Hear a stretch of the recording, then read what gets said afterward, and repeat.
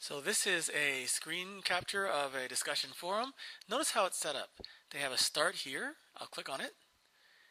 In the start here, they give the initial PowerPoint presentation or initial questions they want their audience to look at as they come into the presentation. So they all have a common foundation. And they give some initial instructions. You'll see some of the participants decide to ask some questions at the start here, but it wasn't really designed for that. After the start here, there is a ask for help. Sometimes when you're going through a discussion, a seminar, you have particular questions about the material or the PDFs and whatnot, so that's a good idea. And then you have the actual discussion questions, and typically it's timed, right? So you have the initial discussion question, it's somewhat sequential, so you kind of have to work through the first discussion question in order to understand the rest of the seminar, but not necessarily. It depends on how you set it up.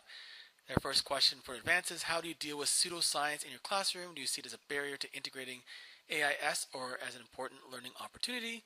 And you'll see the other teachers here have been participating, some responding to each other's posts. You can see it's quite comprehensive here. And you'll also see the hosts of the seminar are interacting with the audience as expected. That is a part of the rubric. You'll notice that you are going to be assessed on how well you interact and engage with your audience. So I'm going to click back. See discussion question 2, 3, 4, 5.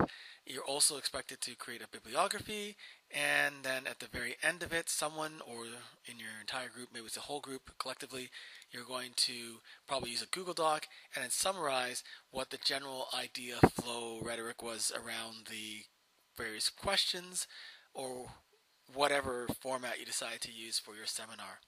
Okay, so hopefully that gives you an idea.